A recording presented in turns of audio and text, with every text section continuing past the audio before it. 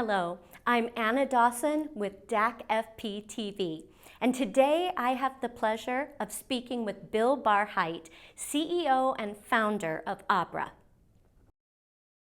So Bill, tell me, what are some key strategies for earning yield on digital assets? So there are basically two strategies for earning yield on digital assets. There's CFI, or centralized finance, which for most people means banks. And then there's DeFi, decentralized finance, where you're basically going it alone and using smart contract-based solutions. The CFI world, you're basically working with companies like ours, Abra, who will take your deposits of Bitcoin, Ethereum, US dollar stablecoins, maybe other altcoins, and we're earning that yield for you, and almost all of the yield goes back to you as the depositor, which is different from a bank where they keep most of the yield. So that's one of the advantages of the CFI world with Abra. On the DeFi side, this is really not for the faint of heart because you're dealing with private keys, smart contracts, and all kinds of web services that basically use these smart contracts to borrow your funds, put them to work, and pay yield back into your private key.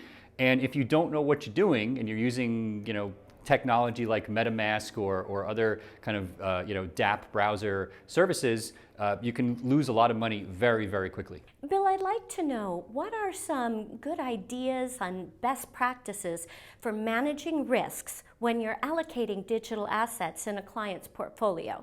Yeah, so managing risk in crypto lending and yield generation can be very complex and difficult.